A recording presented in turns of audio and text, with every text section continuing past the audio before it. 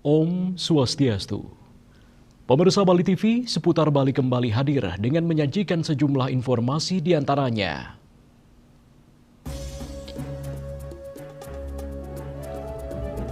Pantai Timur Bali tidak terdampak sampah kiriman.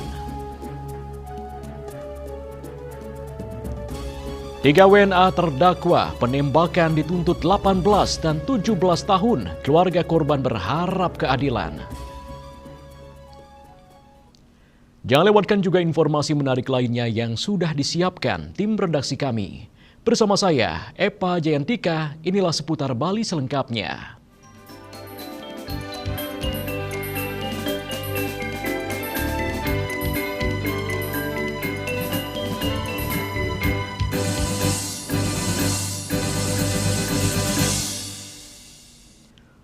Pemirsa, sampah kiriman tidak terpantau di kawasan Pantai Timur Bali seperti yang terlihat di Pantai Segara di Desa Intaran, Sanur, Denpasar pada Kamis 5 Februari 2026 siang. Pantai Segara terpantau bersih, tidak ada sampah kiriman. Angin barat yang bertiup setiap bulan Desember hingga Februari yang kerap membawa sampah kiriman berupa ranting kayu dan sampah plastik di pesisir barat Pantai Bali, mulai dari pantai di kawasan Canggu hingga Jimbaran, ternyata tidak terjadi di Pantai Timur Bali, khususnya di kawasan Sanur dan sekitarnya. Seperti di Pantai Segara di Desa Adat Intaran, Sanur. Pantai Segara tampak bersih, nyaris tidak ada sampah kiriman di pinggir pantai. Ketut Susilo, pecalang Desa Adat Intaran Sanur, mengatakan kawasan Pantai Timur khususnya Sanur memang terbebas dari sampah kiriman akibat angin barat, namun kawasan Pantai Sanur akan terdampak sampah kiriman jika angin timur atau selatan mulai bertiup, yang biasanya terjadi pada bulan Maret hingga Agustus atau musim layangan. Jenis sampah kirimannya pun berbeda dengan yang terjadi di Pantai Kuto dan sekitarnya. Di Pantai Sanur biasanya sampah kiriman kebanyakan sampah plastik saset dan jumlahnya tidak terlalu banyak. Tergantung sekarang anginnya. Kalau makin anginnya barat, berarti daerah Kuto yang kena. Nanti timur anginnya baru di sini. Tapi nggak sebegitu. Paling ya sampahnya yang kemas-kemasan tuh kayak pop mie, sampo-sampo gitu aja plastik. Kalau kayunya jarang ya. Ada tapi nggak begitu, nggak kayak di Kuto. Menjaga kebersihan di Pantai Segara Sanur melibatkan DLHK Pemkot Denpasar, dibantu tim kebersihan Desa Adat Intaran Sanur dan para pedagang di pesisir Pantai Segara Sanur. Riase, Bali TV. Pemirsa, sampah kiriman yang membanjiri pantai-pantai di Kuta dan sekitarnya ternyata tidak terjadi di Pantai Padanggalak, Denpasar. Pantai Padanggalak terpantau bersih dari sampah kiriman pada Kamis 5 Februari 2026 siang. Seperti inilah kondisi Pantai Padanggalak, Desa Kesiman, Denpasar Timur. Di Pantai Padanggalak bagian selatan yang berbatasan dengan Pantai Sanur, tampak tepi pantainya terlalap bersih dari sampah kiriman. Hanya ada beberapa ranting dan puing-puing kayu yang terbawa arus.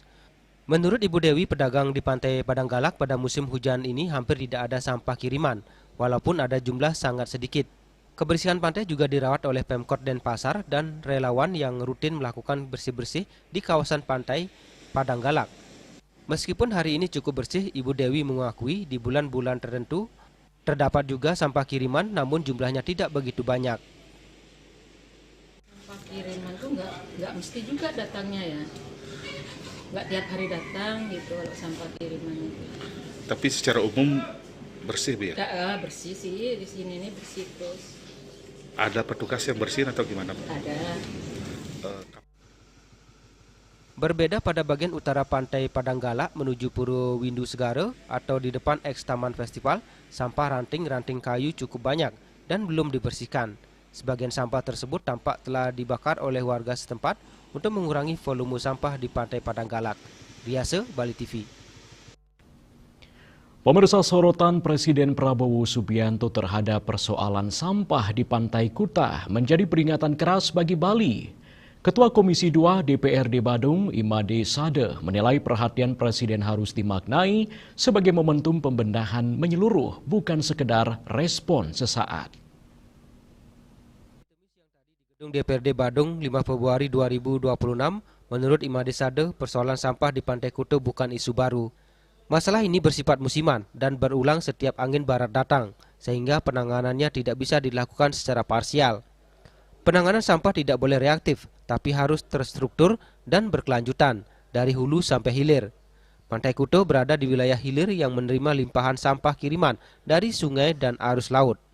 Karena itu pembersihan di pantai saja dinilai tidak akan menyelesaikan persoalan jika pengendalian dari sumbernya tidak dilakukan. Dan juga dari arah barat, dari ujung barat Pulau Bali juga akan datuhnya ke Pantai Kuta.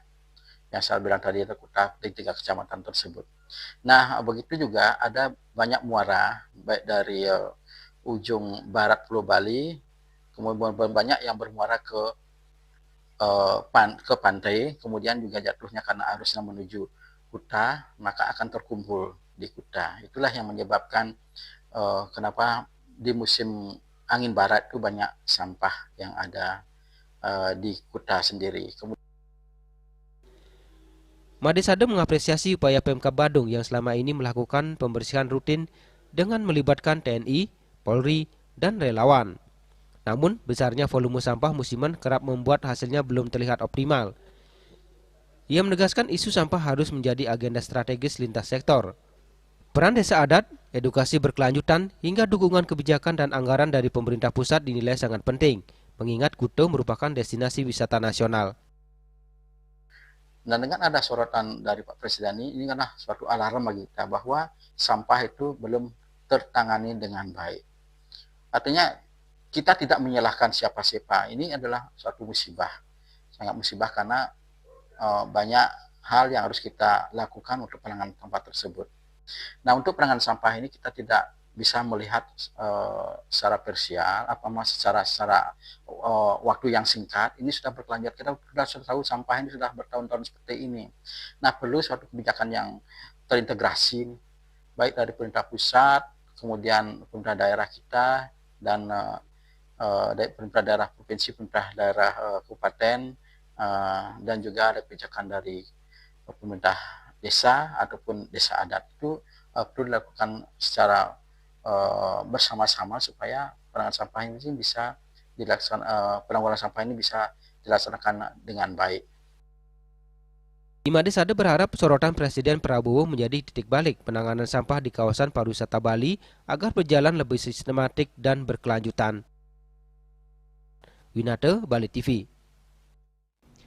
Sementara itu pemirsa, berbagai pemangku kepentingan bergerak cepat membersihkan pesisir pantai di Bali termasuk di Kabupaten Buleleng. Aksi ini menyusul pernyataan Presiden RI Prabowo Subianto yang menyoroti kondisi pantai Bali dipenuhi sampah dan berpotensi mempengaruhi kunjungan wisatawan saat Rakornas di Sentul, Jakarta Senin lalu.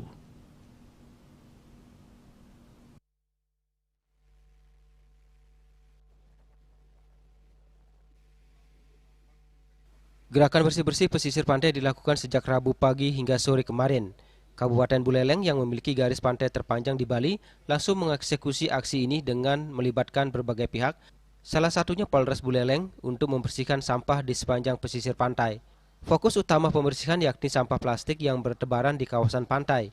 Menurut perbekal Desa Tukadmungge, Kadek Surya Darmawan, pesisir pantai di wilayahnya kerap dipenuhi sampah kiriman saat musim hujan.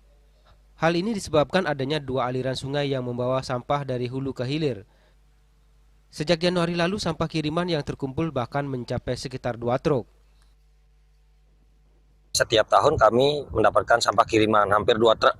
Itu di bulan Januari dan Februari. Itu setiap Januari paling tidak 2 truk ada sampah kiriman. Karena kami berdekatan dengan 2 arus sungai, Sungai Tukadbangke dengan sungai-sungai penyangga di sebelah pantai. Itu sampai nyambung ke desa-desa tetangga dari hulu ke hilir. Sementara itu, Kabag Ops Polres Buleleng Kompol Made Agus Dwi Wirawan menyatakan dari aksi pembersihan pantai yang melibatkan 9 polsek, jajaran Polres Buleleng berhasil dikumpulkan lebih dari 150 kg sampah plastik dan sampah lainnya. Seluruh sampah tersebut selanjutnya dibawa ke tempat pembuangan akhir Ia menambahkan kegiatan ini merupakan tindak lanjut dari instruksi Presiden RI serta Kapolri untuk segera menangani persoalan sampah di perairan Bali.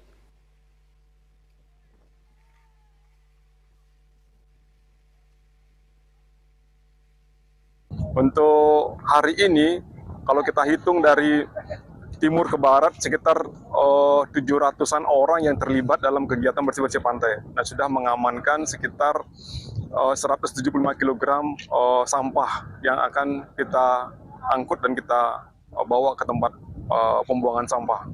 Yang dilaporkan oleh jajaran Polsek banyak sampah plastik, kemudian juga sama-sama kiriman yang berdekatan dengan arus sungai.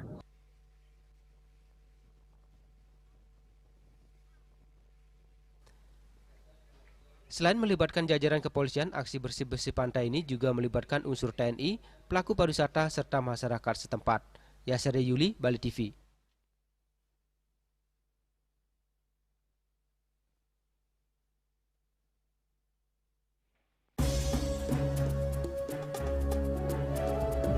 Pemirsa, 3 WNA terdakwa penembakan dituntut 18 dan 17 tahun. Keluarga korban berharap keadilan. Kami segera kembali dengan laporannya.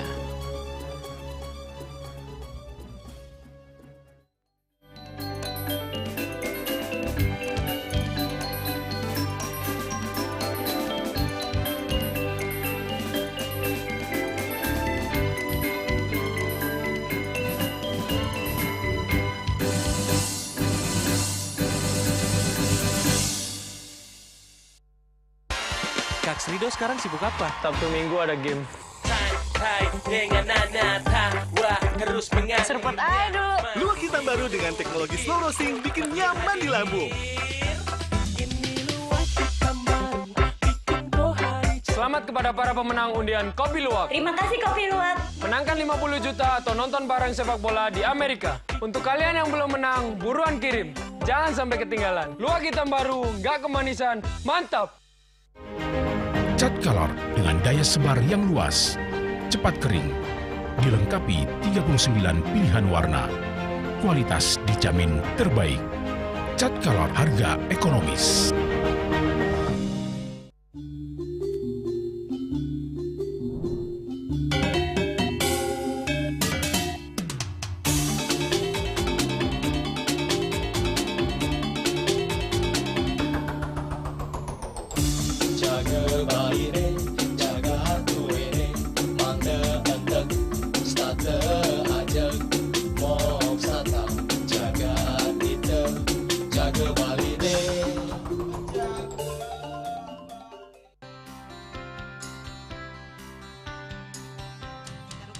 Marjang disampun anak ke alit nek kulit.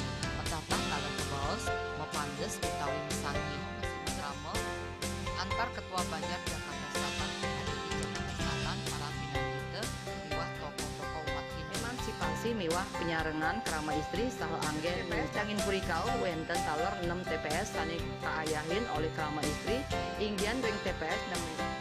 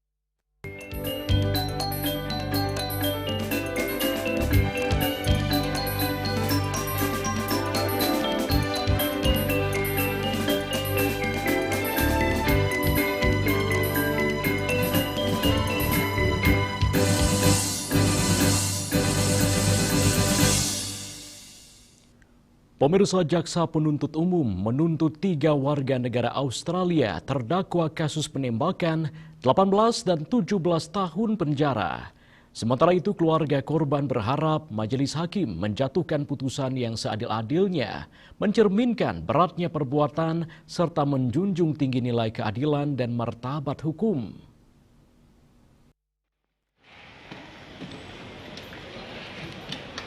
3 warga negara Australia terdakwa kasus dugaan pembunuhan WNA menjalani sidang dalam agenda tuntutan jaksa di Pengadilan Negeri Denpasar. Sidang berlangsung berbeda karena berkas ketiganya dibagi menjadi 2, yakni dengan terdakwa Koskun Mevlut dan Tupou Midolmore, serta sidang kedua dengan terdakwa Darcy Francisco Jenson. Jaksa penuntut umum atau JPU menuntut terdakwa Tupou dan Koskun dengan hukuman 18 tahun penjara, sedangkan terdakwa Darcy Francisco Jenson dituntut hukuman 17 tahun penjara. JPU menilai terdakwa melakukan tindak pidana pembunuhan berencana sebagaimana diatur dan diancam pidana sesuai pasal 459 Undang-Undang Nomor 1 Tahun 2023 tentang KUHP junto pasal 20 huruf C Undang-Undang Nomor 1 Tahun 2023 tentang KUHP. Menjatuhkan pidana terhadap diri terdakwa 1 Mevlut Koskun dan terdakwa 2 Payai Midolmore Tupou dengan pidana penjara masing-masing selama 18 tahun penjara. Sementara itu keluarga korban menilai tuntutan jaksa tak sebanding. Perbuatan terdakwa merupakan pembunuhan berencana dan tuntutan tersebut dinilai tak mencerminkan rasa keadilan. We are here to address the proposed sentence of 18 years imprisonment for the men who planned and executed killing my husband. To many, 18 years may sound like a long time, but in the eyes of a mother of 6 children who will never see their father again, and in the context of Indonesian law, this sentence is profound disparity.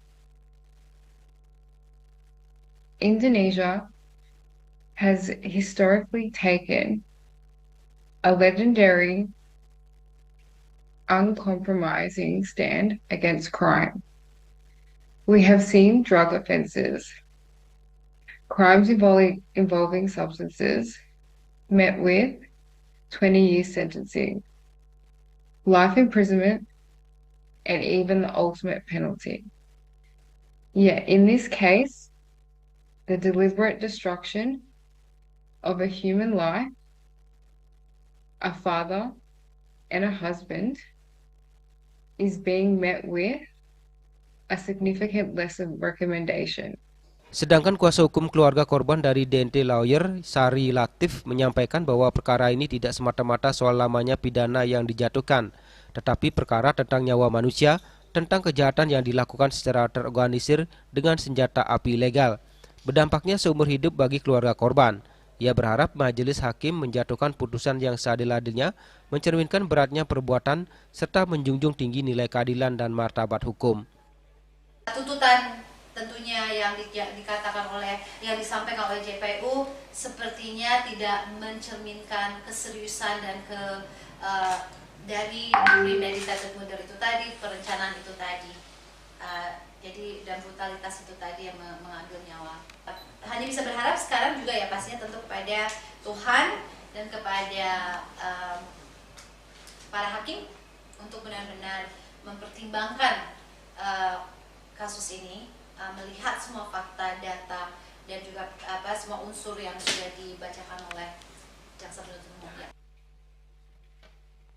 Raiswantaro, Bali TV. Pemirsa, Provinsi Bali masih menjadi wilayah rawan sekaligus pasar potensial penyalahgunaan dan peredaran gelap narkoba.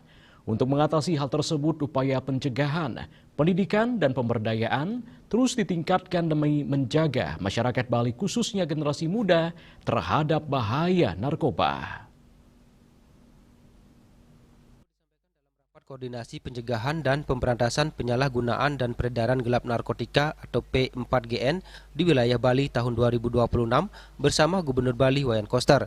Dalam pertemuan tersebut, Kepala BNN Provinsi Bali, Brigjen Pol Drs Budi Sajidin menyampaikan seluruh pihak harus siap menghadapi ancaman yang semakin kompleks mengingat perkembangan jaringan peredaran narkoba yang semakin luas dan terorganisir. Ia memaparkan berdasarkan data hasil pengungkapan kasus narkotika tahun 2025, tingkat kerawanan di Bali dinilai memerlukan perhatian khusus dan intervensi prioritas. Ia juga menyoroti dari sisi sosial dan karakteristik wilayah pariwisata, fenomena penyalahgunaan narkoba di Bali sebagai destinasi pariwisata internasional menjadi ancaman serius terhadap keamanan serta nilai-nilai sosial masyarakat.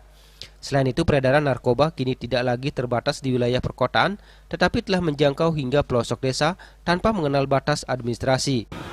Sebetulnya titik utamanya itu di pencegahan. Bagaimana masyarakat warga Bali ini tidak terpapar narkoba. Utamakan pencegahan. Jadi dibikin cerdas, dibikin pinter, menjaga generasi penerus Bali ini menggunakan narkoba. Jadi upayakan pencegahan, pendidikan, kemudian pemberdayaan, dibentuk penggiat-penggiat anti narkoba di Bali. Kemudian ada desa-desa adat, pararem itu, nanti supaya kalau seandainya di desa adat tersebut ada orang pengguna atau bandar, itu bagaimana tindakan adat di Bali, sama seperti subak dulu pengairan di Bali itu. Ini sangat bagus dan bisa jadi percontohan secara nasional. Hal senada juga diungkapkan Gubernur Bali Wayan Koster.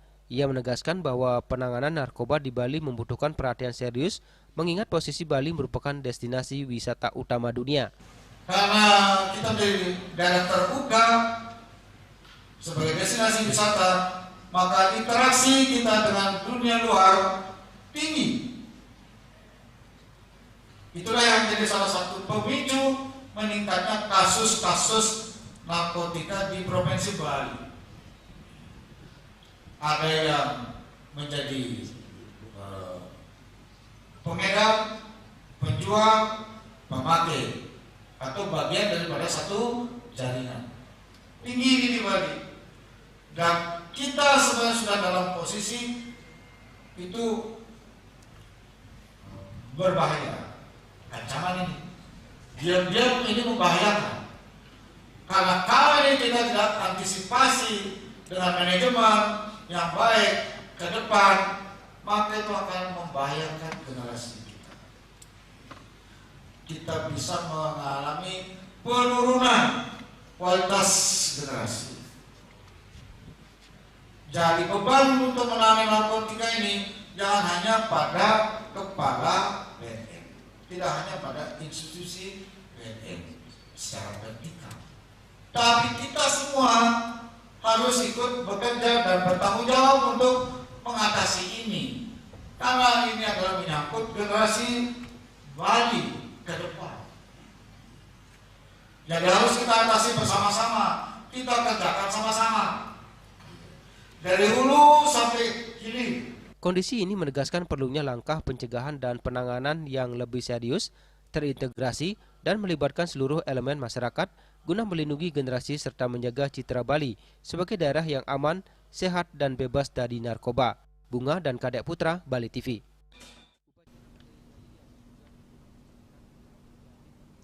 Sementara itu pemirsa, upacara pemikukuh atau pengukuhan serta menjaya-jaya bendesa lan prajuru desa adat Kesiman berlangsung khidmat di Pura Agung, Pentilan, Pengrebongan, dan Pasar pada Senin 2 Februari 2026. Prosesi sakral ini menjadi penanda dimulainya masa ngayah kepengurusan desa adat Kesiman periode 2026-2031. Jaya-jaya yang bertujuan untuk membersihkan pengaruh negatif atau mala sebelum mengemban tugas baru, serta pamikukuh sebagai pengesahan secara adat dihadiri sejumlah tokoh dan undangan. Di antaranya perwakilan Wali Kota Denpasar, Majelis Desa Adat atau MDA, para bendesa adat dari berbagai wilayah, unsur desa adat Provinsi Bali, pimpinan perguruan tinggi, serta tokoh masyarakat dan keramu adat. Ketua Panitia Anak Agung Agus Eka Putra menjelaskan bahwa dalam rangkaian upacara tersebut dilakukan pengukuhan bendesa adat Kesiman periode 2026-2031 yaitu Iketut Wisna beserta seluruh jajaran prajuru desa adat Kesiman. Prajuru yang dikukuhkan meliputi petajuh sebanyak 3 orang yakni Gede Anom, Iketut Sudiarsana, dan Gusti Putu Widiana. Penyarikan terdiri dari DRS Iketut Puja, Insinyur Ketut Adi Putrake, dan Ketut Giri. Selanjutnya pertengahan diisi oleh Made Semara Putra, Anak Agung Gede Mahardika, dan I Gusti Agung Istri Mayuni.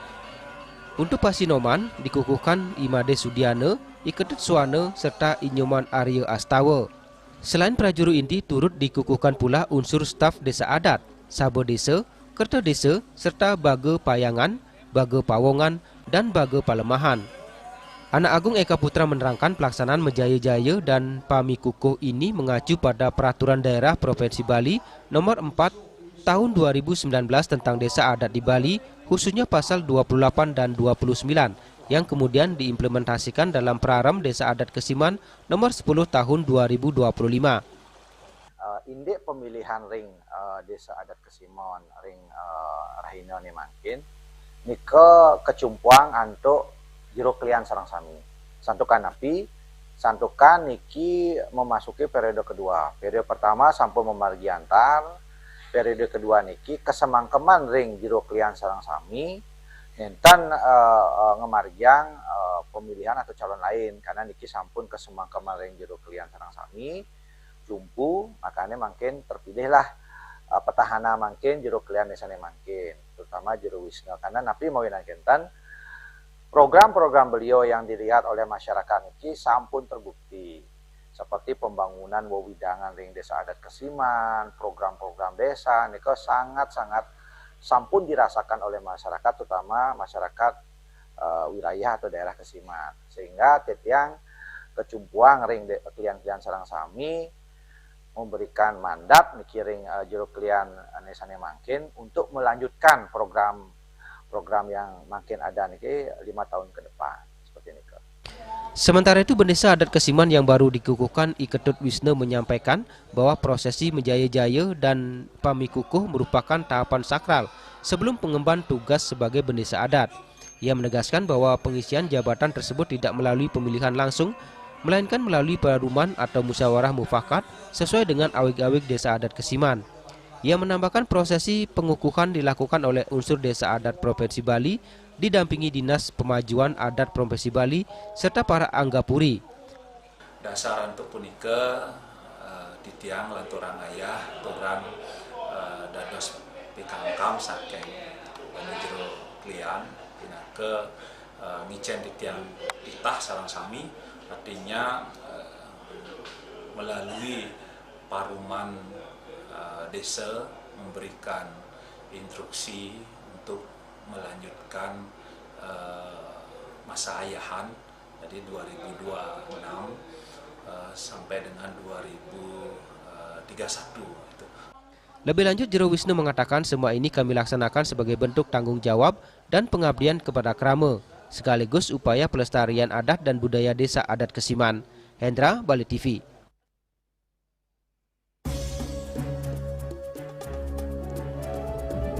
Pemirsa, kami akan segera kembali dengan informasi dugaan pelanggaran perizinan serta temukan kejanggalan SHGB di kawasan Bali Handara.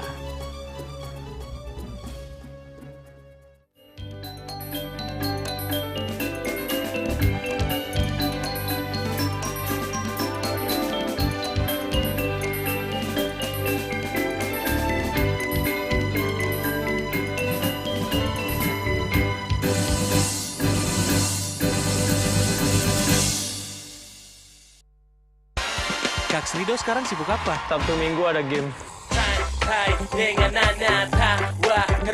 Serpot aduh. Luwak hitam baru dengan teknologi slow roasting bikin nyaman di lambung. Selamat kepada para pemenang undian Kopi Luwak. Terima kasih Kopi Luwak. Menangkan 50 juta atau nonton bareng sepak bola di Amerika. Untuk kalian yang belum menang, buruan kirim. Jangan sampai ketinggalan. Luwak hitam baru, nggak kemanisan, mantap. Hamco, cat kayu dan besi.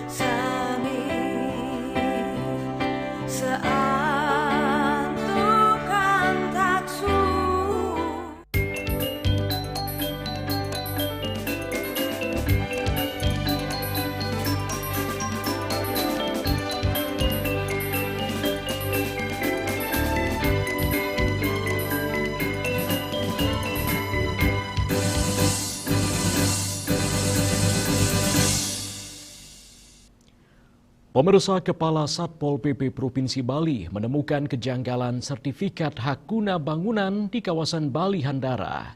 Adanya SHGB yang baru muncul saat pendalaman administrasi serta sejumlah lahan yang disegel karena belum berizin lengkap. Demikian temuan ini terungkap pada RDP Pansustrap DPRD Bali dengan PT Sarana Buana Handara selaku pengelola Bali Handara. Pada RDP yang berlangsung di ruang rapat gabungan gedung DPRD Bali Rabu 4 Februari 2026, Kepala Satuan Polisi Pamong Praja Provinsi Bali, Dewo Nyoman Rai Darmadi mengungkapkan masih dilakukan pendalaman terkait perizinan bangunan dan status lahan. Dalam proses administrasi, Satpol PP menemukan sejumlah sertifikat hak guna bangunan atau SHGB yang sebelumnya tidak muncul dalam data awal. Dari hasil sementara ditemukan sekitar 98,8 hektar lahan dengan sejumlah SHGB yang telah diperpanjang. Namun masih ada lahan seluas sekitar 6 hektar dengan SHGB nomor 41 dan 44 yang belum ditelusuri. Tak hanya persoalan perizinan, Satpol PP juga menyoroti masalah lingkungan, mulai dari pemanfaatan tebing yang berpotensi longsor hingga aliran sungai yang tidak tercantum jelas dalam peta tata ruang. Itu di luar. Kemarin kita konsentrasi di area lapangan golf. Sekarang lebar lagi keluar dari lapangan golf kan, kita kembangkan lagi. Artinya ini yang pasti begini, kita kedepankan praduga tak bersalah. Kita nggak bisa mengatakan bahwa itu salah benar, tapi kita dalami ulang lagi untuk diurusan di luar SHGB yang sudah kita mintakan informasi kepada kawan-kawan dari manajemen sana. Satpol PP juga menyegel beberapa lahan di kawasan Bali Handara karena pengelola belum dapat menunjukkan dokumen perizinan. Selain itu terdapat bangunan yang masih dalam tahap renovasi dengan peralihan izin dari IMB ke persetujuan bangunan gedung dan sertifikat hak fungsi. Winata, Bali TV. Pemirsa, manajemen Handara Golf and Resort Bali akhirnya angkat bicara menanggapi isu yang menyebut kawasan wisata tersebut sebagai penyebab banjir di Desa Pancesari beberapa waktu lalu. Isu ini bahkan berujung pada penyegelan 3 titik venue oleh Satpol PP atas instruksi Pansustrap DPRD Bali.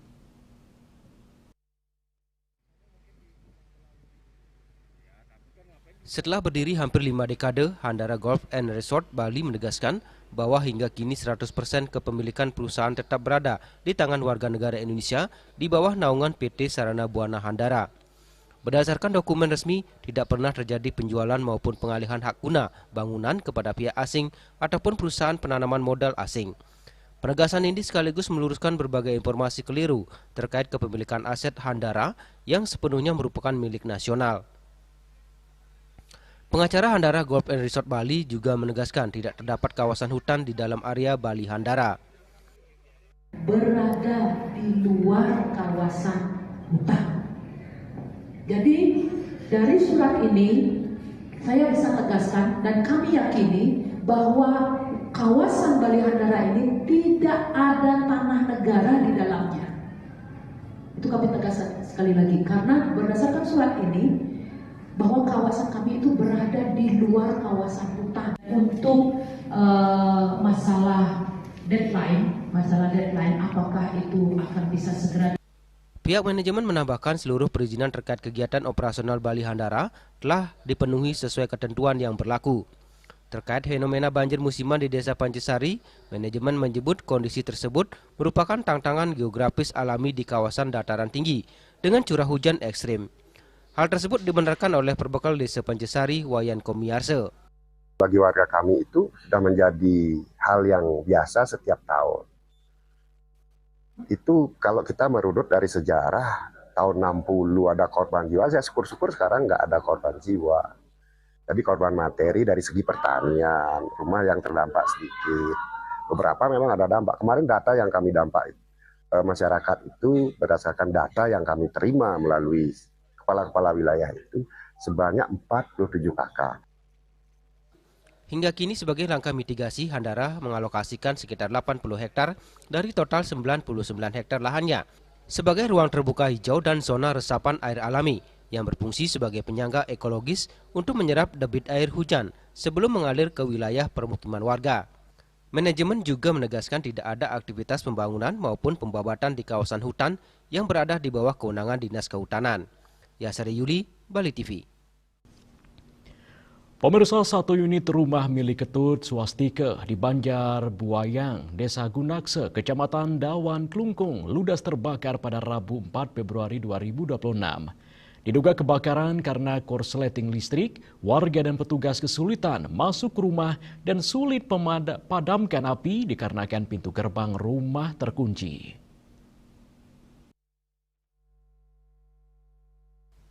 Saat peristiwa terjadi, pemilik rumah Swastika dan keluarga sedang berada di luar rumah. Ketut Swastika bekerja membuat mebel di Jalan Bypass Prof. Ide Bagus Mantra, sedangkan istri berjualan makanan di Jalan Desa Gunakse. Kasat Pol PP dan Damkar Kabupaten Klungkung Dewa Putu Suarbawo SAMAP pada Kamis 5 Februari menjelaskan, awalnya petugas pemadam Klungkung menerima laporan dari masyarakat yakni Iwayan Martane Yase, pekerjaan ASN asal Desa Gunakse, Kecamatan Dawan melalui telepon ke petugas Damkar pukul 18.30 WITA. Menerima laporan, 10 orang petugas Damkar langsung bergerak ke lokasi. Petugas damkar yang bertugas yakni Regu 2 dengan peralatan 3 unit armada, unit Tenos 4.000 liter, dan ajak besar serta unit tangki kapasitas 6.000 liter. Tiba di TKP, petugas mengalami kesulitan masuk ke rumah karena pintu gerbang rumah korban terkunci. Dengan bantuan warga, gembok rumah terpaksa dibongkar agar dapat masuk melakukan pemadaman. Petugas membutuhkan waktu sekitar 1,5 jam untuk dapat memadamkan api. Menurut keterangan warga di TKP, pemilik rumah Ketut Swastika bekerja membuat mebel di Jalan Bypass Prof. Ide Bagus Mantra, sedangkan istri berjualan makanan di Jalan Desa Gunakse. Atas musibah ini, Wabub Klungkung Cokordo Gede Surya meninjau ke TKP, memberikan arahan agar pembersihan puing-puing kebakaran dibantu petugas BPBD Klungkung dengan masyarakat bergotong royong. Bali Pos melaporkan.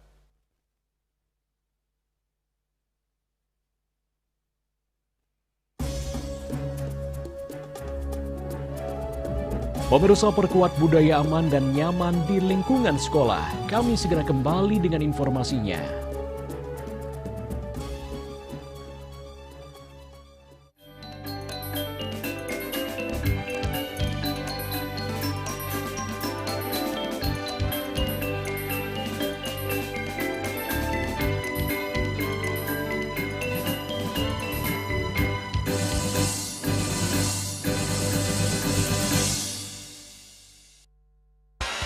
Kak Srido sekarang sibuk apa? Sabtu Minggu ada game.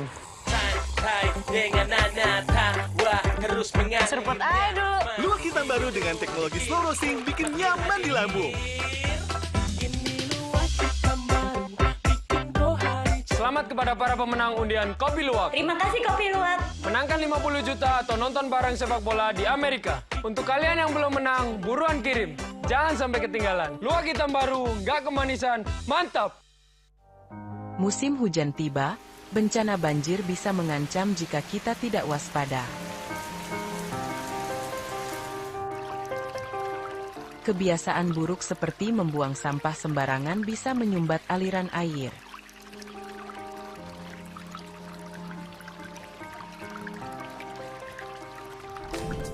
Kita bisa mencegah banjir dengan bergotong royong, menjaga selokan bersih, dan menanam pohon.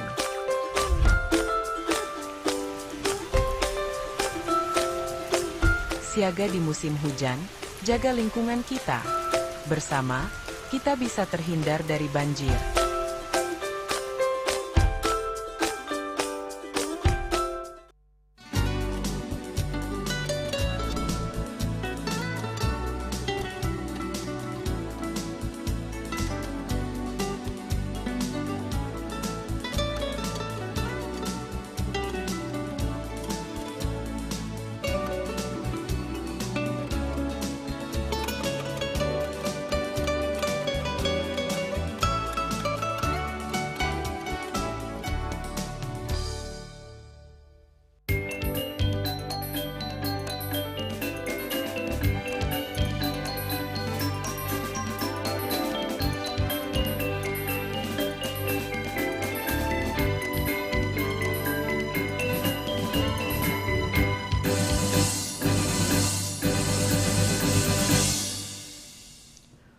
Pemirsa, Kementerian Pendidikan Dasar dan Menengah Kemendikdasmen resmi meluncurkan Peraturan Menteri Pendidikan Dasar dan Menengah Permendikdasmen nomor 6 tahun 2026 tentang budaya sekolah yang aman dan nyaman.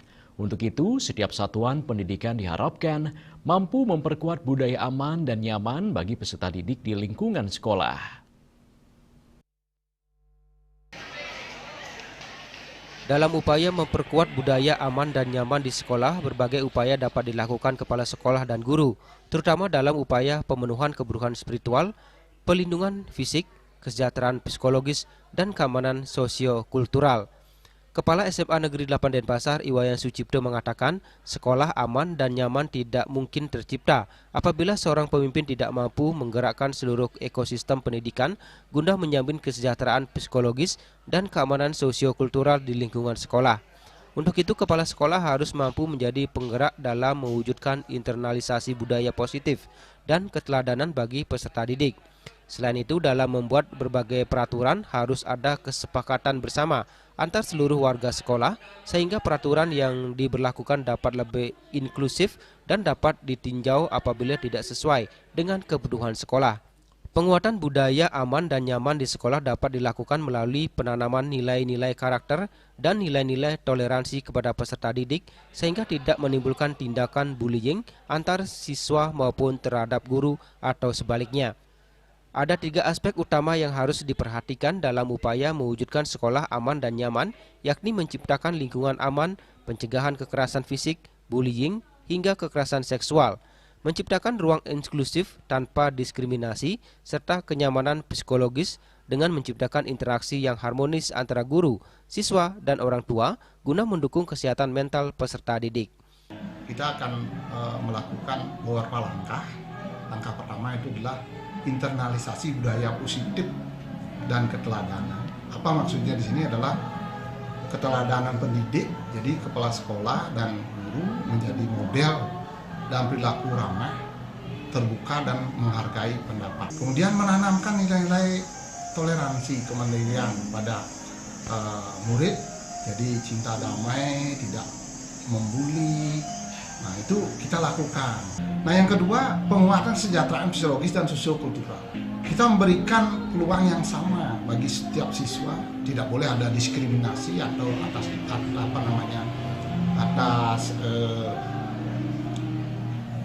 agama, budaya yang berbeda, suku, ras. Nah, itu tidak boleh ada diskriminasi. Kemudian membangun relasi positif antar warga, antar siswa. Ini harus dibangun. Sehingga siswa itu memang nyaman betah di sekolah, tidak ada siswa yang sangat tertekan bahkan apalagi sampai melakukan hal-hal yang kurang kita inginkan. Permendikdasmen nomor 6 tahun 2026 tentang budaya sekolah aman dan nyaman atau BSAN menjadi landasan hukum baru bagi seluruh satuan pendidikan untuk menciptakan lingkungan belajar yang tidak hanya fokus pada akademik tetapi juga menjamin perlindungan fisik, psikologi, spiritual, hingga keamanan digital bagi peserta didik. Sukma, Bali TV. Pemirsa, maraknya kasus bunuh diri di Bali menjadi sorotan publik. Untuk itu, upaya menjaga kesehatan mental dari lingkungan sekolah menjadi fokus utama dalam mencegah kasus serupa terjadi kembali. Untuk itu, wacana psikolog masuk ke sekolah-sekolah memberikan pembinaan perlu segera direalisasikan, serta regulasi pelaksanaannya harus segera ditetapkan. Hal tersebut disampaikan pengawas sekolah SMA Negeri 8 Denpasar, Ikadek Arte. Pihaknya menilai wacana psikolog masuk ke sekolah-sekolah untuk pendampingan dan memberikan pembinaan kepada siswa sangat positif, meskipun di setiap satuan pendidikan sudah terdapat guru BK. Hal tersebut mengingat di Provinsi Bali banyak sekali ada kerentanan terkait penyimpangan yang dilakukan siswa, salah satunya aksi bunuh diri yang marak terjadi. Untuk itu, KD Arte berharap program psikolog masuk sekolah segera direalisasikan, tentunya dengan dibuatkan regulasi yang jelas untuk dapat dijadikan pedoman. Terkait psikolog atau psikiater masuk ke sekolah, khususnya di satuan pendidikan, kami selaku pengawas sekolah menanggapi ini suatu hal yang sangat positif sekali, baik sekali, di mana di Provinsi Bali khususnya ini banyak sekali sekarang ada kerentanan terhadap anak-anak kita, khususnya murid-murid, terkait dengan penyimpangan-penyimpangan yang mereka lakukan. Salah satu contohnya adalah aksi bunuh diri yang sangat marak dewasa ini. Nah, melalui peran-peran yang sudah digariskan oleh pemerintah pusat, salah satunya adalah terkait dengan adanya peran guru wali, di mana ini sejatinya seperti yang terjadi di dunia pendidikan tinggi. Bagaimana guru wali bisa mendampingi murid dari proses awal mereka masuk ke salah satu institusi pendidikan, khususnya di SMA, sampai nantinya mereka bisa menamatkan studi di jenjang tertentu. Nah, terkait dengan usulan psikolog atau psikiater masuk sekolah, ini seyogianya ke depan dibuatkan regulasi yang bisa dipedomani, khususnya di daerah-daerah atau di pemerintah daerah, karena di tenaga psikolog psikiater, khususnya di rumah sakit pemerintah, itu banyak sekali pada saat ini. Nah, itu bisa dioptimalkan peran mereka, salah satunya mereka bisa diajak bersama-sama untuk terjun ke sekolah-sekolah, mendampingi murid-murid kita, sehingga kerentanan sosial, khususnya aksi bunuh diri, ini bisa kita atasi bersama. Sementara itu, Kepala SMA Negeri 8 Denpasar, Wayan Sucipto, menyambut positif wacana tersebut, meskipun pihak sekolah sudah mendeteksi sejak dini penyimpangan yang dapat dilakukan siswa di lingkungan sekolah dengan mengintensifkan peran guru BK. Pendidikan psikolog penting diberikan kepada peserta didik untuk memperkuat serta menjaga kesehatan mental peserta didik. Kita kan minta supaya murid ini terbuka lah sebenarnya awalnya. Kita dipercaya, maka kita bangun kepercayaan dulu. Biar kita dipercaya, guru dipercaya dulu oleh muridnya. Kemudian dia akan terbuka menyampaikan. Kita deteksi dini ini penting sekali. Kalau ada murid yang ada hal-hal yang agak aneh lah sedikit, kita pasti lakukan.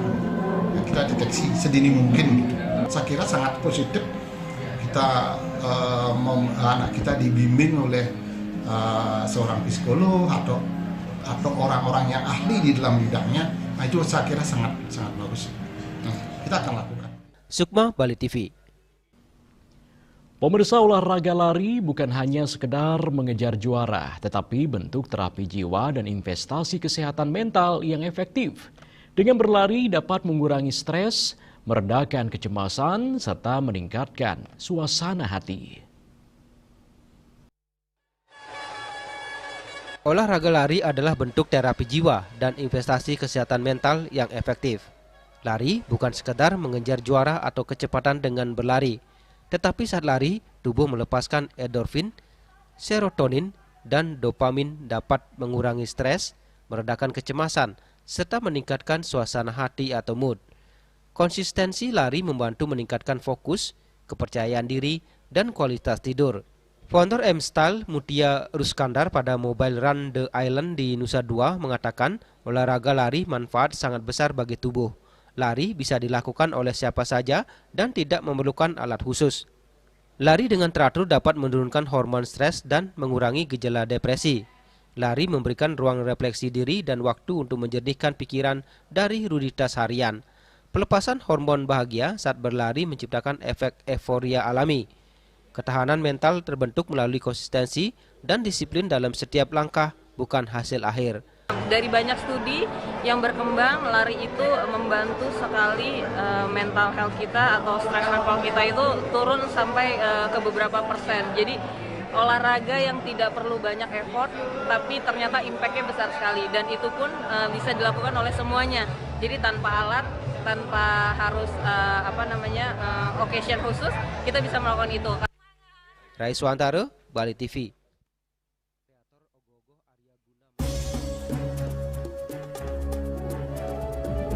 Pemirsa, jangan beranjak dulu, kami segera kembali dengan laporan pantauan pembuatan ogoh-ogoh di Sesetan dan Sidakarya. Kreativitas pemuda Banjar terus berkembang.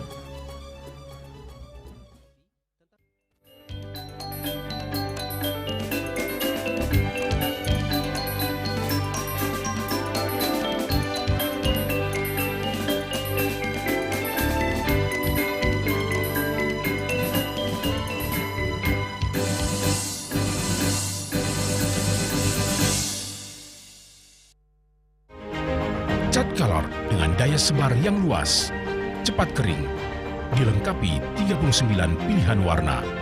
Kualitas dijamin terbaik. Cat Color harga ekonomis.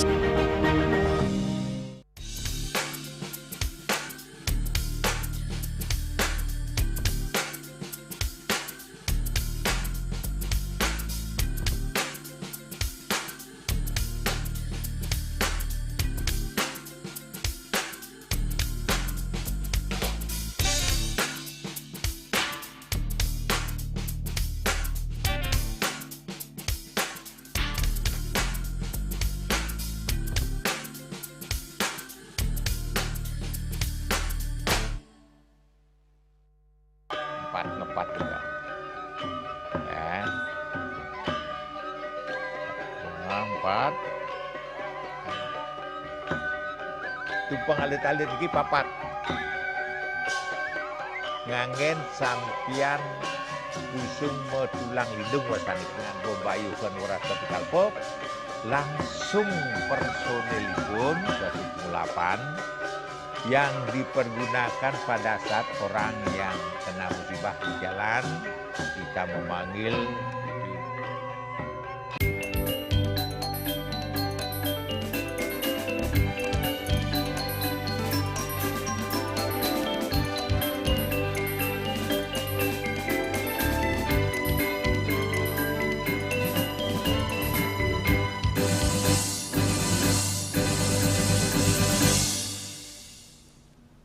Pemirsa, dalam pantauan tim Bali TV, kemarin malam proses pembuatan ogoh-ogoh di sejumlah wilayah di Kota Denpasar terus menunjukkan geliat, cermin kreativitas para pemuda Banjar menjelang Hari Raya Nyepi tahun Saka 1948. Dua lokasi yang menjadi sorotan yakni STT Taman Sari, Banjar Lantang Bejuh, Sesetan beserta STT Tunas Muda Banjar Dukuh, Mertejati Sidakarya.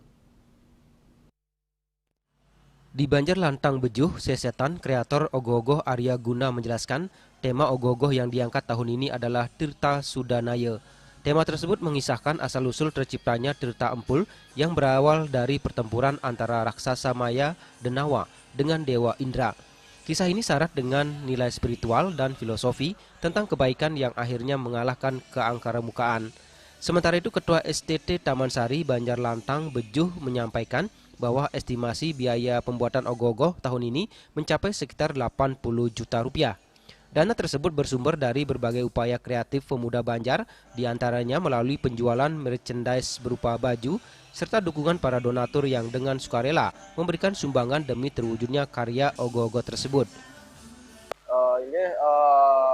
Proses dari pembuatan ogoh-ogoh niki dari November awal sampai saat ini, dan estimasi biaya yang kita buat untuk pada ogoh-ogoh ini sebesar 80 juta estimasi. Di lokasi berbeda, tepatnya di Banjar Dukuh Mertejadi Sidakarya, Ketua STT Tunas Muda Kadek Dwi Jaya Putra mengatakan pada tahun Saka 1948 ini pihaknya menggarap ogoh-ogoh dengan konsep yang berbeda dari Banjar-Banjar lainnya. STT Tunas Muda berupaya mengolaborasikan seni tradisi dengan teknologi modern dengan memanfaatkan LED dan layar televisi sebagai bagian dari visual ogoh-ogoh. Kadek Dwi menambahkan proses pengerjaan ogoh-ogoh tersebut telah berlangsung selama kurang lebih 2 bulan dengan total biaya yang dikeluarkan sekitar 30 juta rupiah. Menariknya, untuk tema ogoh-ogoh tahun ini, pihak STT Tunas Muda belum bersedia memberikan secara detail kepada publik. Nah, untuk kali ini kami menggunakan bahan-bahan ramah lingkungan yang pemirsa bisa lihat.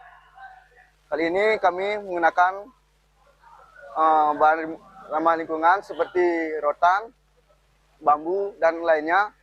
Dan selain itu juga kami menggunakan bahan-bahan recycle, yang yaitu berupa kaleng-kaleng bekas, plastik sampah yang kami olah menjadi suatu karya yang ternilai lah. Lebih lanjut, Kadek Dwi menjelaskan pihaknya berencana mengadakan sayembara atau interaksi dengan masyarakat guna memberikan kesempatan kepada warga untuk menebak tema serta konsep karya ogoh-ogoh yang tengah mereka garap. Langkah ini diharapkan dapat meningkatkan partisipasi dan antusiasme masyarakat terhadap tradisi ogoh-ogoh sebagai bagian dari warisan budaya Bali yang terus berkembang mengikuti zaman. Hendra, Bali TV. Pemirsa, Jero Bendesa Adat Kesiman di Ketut Wisne memaparkan program kerja Desa Adat Kesiman untuk 5 tahun ke depan dengan menitik beratkan pada 4 prioritas utama. Program tersebut difokuskan pada penguatan perhiangan, pelestarian kawasan suci, serta penataan pura-pura strategis di wilayah Desa Adat Kesiman. Prioritas pertama berkaitan dengan renovasi, restorasi, dan restrukturisasi parahayangan yang dilakukan di sejumlah pura. Penataan besar-besaran difokuskan di Pura Agung Petilan meliputi Balai Agung, Wandilan Agung, Balai Pengunggangan, Pemedalan Agung, Gedong Agung, Pance Pengerob, Balai Gede, hingga Balai Pemaksaan. Selain itu, penanganan pasca bencana banjir di Puro Taman Musen hingga kini masih terus berproses. Sebagai hulu kawasan Kesiman, perhatian juga diberikan pada Puro Dalam Mutering Jagat, serta dilanjutkan dengan penataan Setere Gede dan pembangunan di kawasan Puro Segara Padanggala. Keseluruhan program penataan Parahyangan ini membutuhkan anggaran kurang lebih 20 miliar rupiah yang mulai berjalan sejak tahun 2023. Artinya selama 3 tahun ini mudah-mudahan di akhir 2026 atau masuk menjelang 2027 itu semua rencana pembangunan yang sudah lama sekali tidak pernah dilaksanakan. Seperti contoh Balai Agung itu terakhir dibangun sebelum 1936, sebelum itu bangunan sudah ada.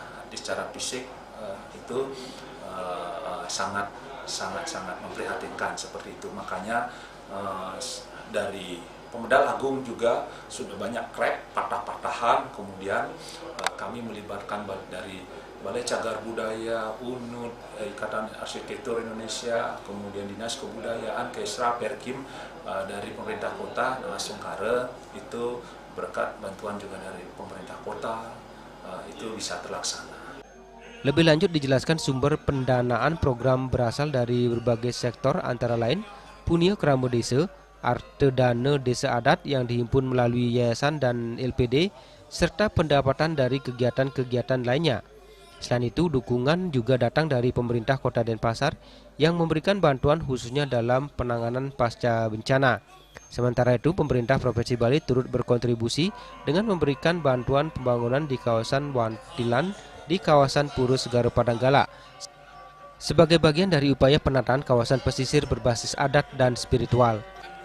Dengan program prioritas ini, Desa Adat Kesiman berharap mampu menjaga kesucian Parahyangan sekaligus memperkuat keberlanjutan adat, budaya, dan lingkungan bagi generasi mendatang. Hendra, Bali TV. Dan kini kami sampaikan informasi perakiraan cuaca untuk kabupaten kota di Bali.